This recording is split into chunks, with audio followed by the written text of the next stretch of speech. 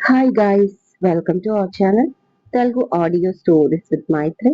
నా ఛానల్ని ఎవరైనా ఫస్ట్ టైం చూస్తున్నట్టయితే తప్పకుండా లైక్ చేయండి, షేర్ చేయండి అండ్ సబ్స్క్రైబ్ చేసుకోండి. వచ్చేసరికి పార్ట్ 77. ఇక లేట్ చేయకుండా స్టోరీలోకి వెళ్ళిపోదాం. అందరూ చూసేలాగా ఎందుకు మాట్లాడతాను మిస్టర్ మిత్తల్? మాకంటూ ఒక పర్సనల్ స్పేస్ ఉండదు అనుకుంటున్నారా? అంటుంది యాటిట్యూడ్ గా ఇషిక మళ్ళీ. ఓకే ఓకే, ఇంతకి ఎప్పుడు వస్తున్నాడు మీ ఫియాన్సీ ఇండియా? ఆయన ప్రేమించిన అమ్మాయిని ఇలా గాలికి వదిలేసి వెళ్ళిపోయాడు. పైగా ఎవరో తనని బలవంతంగా పెళ్లి చేసుకున్నారు అంటే కూడా వెనక్కి తిరిగి చూడలేదు. వాడే మనిషి, వాడికి బాధ్యత లేదా? ఈ మంచి చెడు చూసుకోవడం వాడికి రాదా అని దేవాంశ్ అనగానే కోపంగా చూస్తుంది ఇషిక. ఓ సారీ, అదే మీ ఫియాన్సీకి బరువు బాధ్యత లేదా అని అడుగుతున్నా. ప్రేమ అంటే జస్ట్ ప్రేమించడం కాదు, నీకు సంబంధించిన అన్ని విషయాలలో బాధ్యతగా ఉండడం, రాకీని కూడా నీతో సమానంగా చూసుకోవడం. కనీసం వాడి హెల్త్ గురించి కూడా కనుక్కున్నాడా లేదా? అవును, రాకీ కూడా ఎప్పుడు జాన్ గురించి మాట్లాడలేదు అని దేవాంశ్ అనగానే అమ్మ బాబోయ్, అదొకటి ఉంది కదూ అని ఇషిక మనసులో అనుకుంటూ, మా తమ్ముడికి మా లవ్ మ్యాటర్ ఇప్పటి వరకు చెప్పలేదు, ప్లీజ్ మీరు కూడా చెప్పకండి. ఎందుకంటే ఆపరేషన్ తర్వాత అన్ని విషయాలు రాకీకి చెప్పి పెళ్లి చేసుకోవాలని అనుకున్నాను. అంతలోనే ఇదంతా జరిగిపోయింది. అందుకే మీకు నాకు పెళ్లి అయ్యింది అనగానే నా తమ్ముడు ఈజీగా నచ్చాడు అంటుంది ఈషిక. అవునా, ఓకే, ఇంతకీ ఎప్పుడు వస్తున్నాడు మీ సార్ అని అడిగాడు దేవాంశ్. అదే అడిగాను, నిన్న నైట్ నాకు మిమ్మల్ని చూడాలనిపిస్తుంది, ఇంకెన్నాళ్ళు మన మధ్య ఈ విరహం, త్వరగా రండి అని అన్నాను. దానికి ఏమన్నాడో తెలుసా? ముందు నువ్వు ఆ మిస్టర్ మిత్తల్ జైలు నుంచి అయితే రిలీజ్ అవ్వు అన్నాడు అంటుంది ఇషిక కావాలని. జైల్ అని ఆశ్చర్యంగా అడిగాడు దేవాంశ్. అలాగే జోక్ చేస్తాడు, మీ ఇల్లు నాకు జైల్ అని, మీరు నాకు జైలర్ అని కామెంట్ చేస్తాడు మా జాన్ అబ్రహం అంటుంది ఇషిక నవ్వుతూ. దాంతో ఆ మాటకి బొల్లు మండిపోయింది దేవాంశ్కి. తేలుస్తా, నీ సంగతి తెలుసా, నీ ఫియాన్సీ సంగతి కూడా తేలుస్తా. అసలు ఎవడు వాడు, నిజంగా ఉన్నాడా లేదా? నాకైతే ఎందుకో డౌట్ గా కొడుతుంది. కానీ అమ్మాయి గారు ఇచ్చే బిల్డప్ మాత్రం మామూలుగా లేదు. సరే, నా టాలెంట్ కూడా చూపిస్తా. అసలు నిజమేంటో నీ నోటితోనే చెప్పిస్తా ఈషిక, అప్పుడు చెప్తా నీ పని అని మనసులో అనుకుంటూ ఓకే ఓకే, మీరు వర్క్ చూసుకోండి అన్నాడు దేవాంశ్. బాగా కాలినట్లుంది పాపం అనుకుంటూ ఓకే మిస్టర్ మిత్తల్ అంటూ తన టేబుల్ దగ్గరికి వెళ్లిపోయింది ఈషిక. అంజలి అప్పుడే స్నానం చేసి గదిలోకి వచ్చింది. అంజలి నైట్ వైభవ్ తో మాట్లాడిన మాటలు, వాళ్ళిద్దరూ కలిసిన క్షణాలు గుర్తుకు వచ్చి తనలో తానే సిగ్గుపడుతూ రెడీ అవుతుంది. వైభవ్ ని లేపాలి అనుకుంటూ బయటికి వస్తుంది. అప్పటికే బెడ్ ఖాళీగా కనిపిస్తుంది ఆమెకి. అయ్యో, వెళ్ళిపోయాడా, మళ్ళీ ఎప్పుడు వస్తాడో ఏంటో అనుకుంటూ ఉండగా డోర్ నాక్ చేస్తారు ఎవరో. కమింగ్ అంటుంది. డోర్ ఓపెన్ చేయగానే ఆ పర్సన్ ని చూసి షాక్ అయిపోతుంది అంజలి. వైభవ్ ఎక్కడా అని చాలా కోపంగా అడుగుతుంది వచ్చిన పద్మజ. ఆమె మాటతో ఈ లోకంలోకి వచ్చి, అది గుడ్ మార్నింగ్ ఆంటీ, వైభవ్ ఇందాక ఇక్కడే ఉండాలి అంటుంది తలదించుకొని. తలెత్తు, ఎలాగో దించుకునే పని చేశావు కదా, అయినా మీ అక్క చెల్లెళ్ళు అనుకున్నది సాధించారు కదా, మొత్తానికి మీరు గెలిచారు, నేను ఓడిపోయాను, అంతే కదా అని పద్మజ అనగానే అదేం లేదా అంటే, ఇలాంటిది ఒకటి జరగకపోయి ఉంటే అంటూ తన కడుపు పైన చెయ్యి పెట్టుకొని చూపించి, నేను కంపల్సరీ వైభవ్ లైఫ్ లో ఉండేదాన్ని కాదు అంటుంది ఏడుపు ముఖంతో అంజలి. అవునా, మరి వాడు నిన్ను బలవంతంగా రేప్ చేశాడా అని అడిగింది పద్మజ సీరియస్ గా. ఆ మాటకి షాక్ అయిపోయింది అంజలి. అదేం లేదు ఆంటీ అంటుంది కంగారుగా. అలా తను ఎందుకు అడిగిందో అర్థం కాలేదు అంజలికి. మరి ఎందుకంత ఓవర్ యాక్షన్ చేస్తున్నావు? ఇద్దరు కలిస్తేనే కదా అది వచ్చింది అంటూ తన కడుపు వైపు చెయ్యి పెట్టి చూపించి, మళ్ళీ నువ్వు ఏమీ తెలియని అమాయకురాల్లాగా ఏదో ఆన్లైన్ లో షాపింగ్ చేస్తే అనుకోకుండా క్యాష్ బ్యాక్ వచ్చింది అన్నంత ఈజీగా చెప్తున్నావు. నీ గురించి నాకు తెలీదా? నైట్ మీ రిలేషన్ కి ఓకే అన్నానో లేదో, వచ్చి నన్ను కలిసింది లేదు, కనీసం ఆశీర్వాదం తీసుకున్నది లేదు, కానీ నా కొడుకుని మాత్రం నీ రూమ్ వరకు తప్పించుకున్నావు. మహా కిలాడివి నువ్వు. పైకి అమాయకంగా యాక్టింగ్ చేస్తావు. ఎంతైనా మోడల్వి కదా అని పద్మజ అనగానే, ఆంటీ ప్లీజ్, జరిగిపోయింది మర్చిపోండి. మీకు చెప్పుకోకుండా పెళ్లి చేసుకోవడం తప్పే అని అంజలి అనగానే, తప్పు పెళ్లి చేసుకోవడం కాదు, ప్రేమించుకోవడం. ఆ మాటకొస్తే స్పెషల్లీ నువ్వు నా కొడుకుని ప్రేమించడం, అదే భరించలేకపోతున్నాను. ఇప్పుడు నాకు కూడా తెలియకుండానే మీ పెళ్లి జరిగి నువ్వు కడుపుతో కూడా ఉన్నావు అంటే ఇక తప్పదు కదా.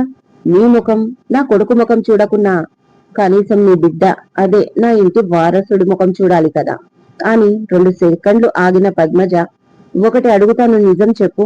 నిజంగా ఈ కడుపు నీకు నా కొడుకుతోనే వచ్చిందా అని పద్మజ అనగానే, ఆంటీ అని గట్టిగా అరిచింది అంజలి కోపంగా.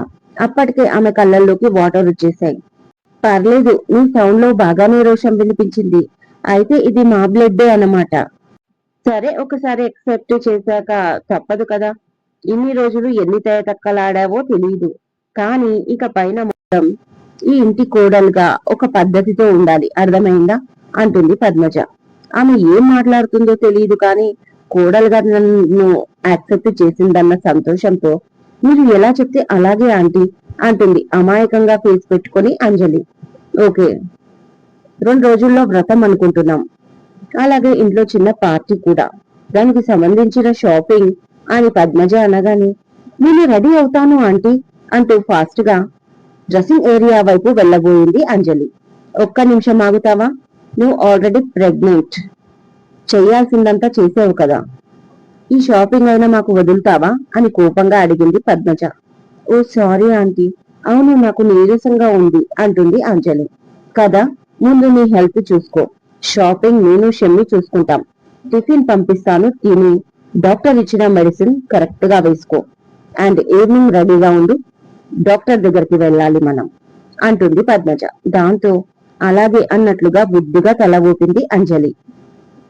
అక్కడి నుంచి పద్మజ వెళ్ళిపోయింది. అమ్మయ్య అని ఊపిరి తీసుకుంది అంజలి. మొత్తానికి వైభవ్కి పెళ్ళంగా సెటిల్ అవ్వబోతున్నాను. ఇక నాకు పెద్దగా టెన్షన్ అవసరం లేదు. కాకపోతే ఈవినింగ్ హాస్పిటల్, దాని గురించి ఆలోచించాలి అనుకుంటూ రిలాక్స్ అవుతుంది అంజలి.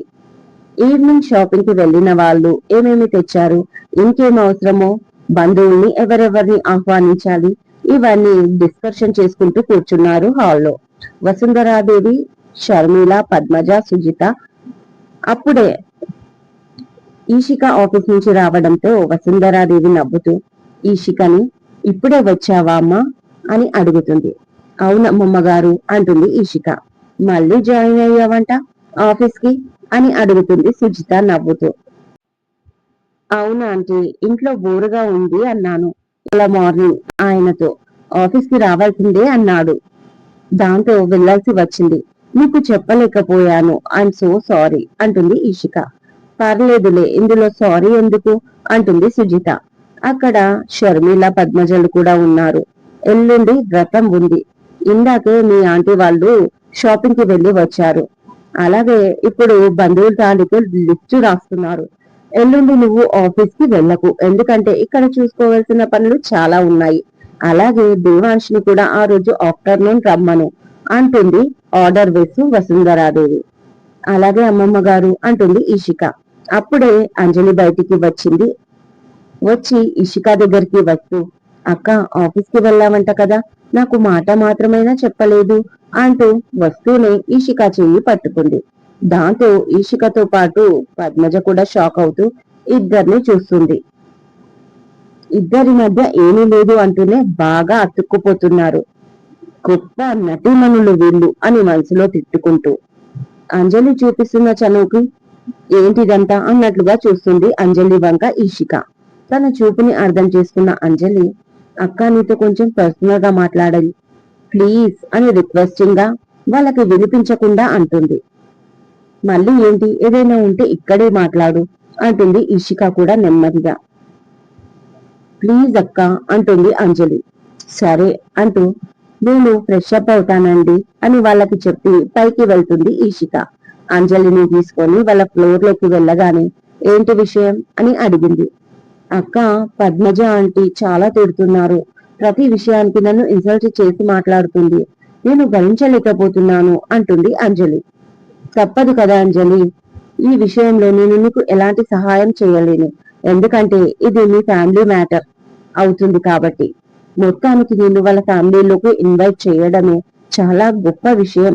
కాబట్టి నువ్వు అడ్జస్ట్ అవ్వాల్సిందే. ఇంకా వాళ్ళ మీద కంప్లైంట్ చేస్తానంటే కుదరదు అంటుంది ఈషిక. అది ఓకే అక్క, మార్నింగ్ ఒక మాట అనింది, నాకు ఫేస్ ఎక్కడ పెట్టుకోవాలో తెలియలేదు అంటుంది అంజలి. ఏమడిగింది అని నెమ్మదిగా అడిగింది ఈషిక.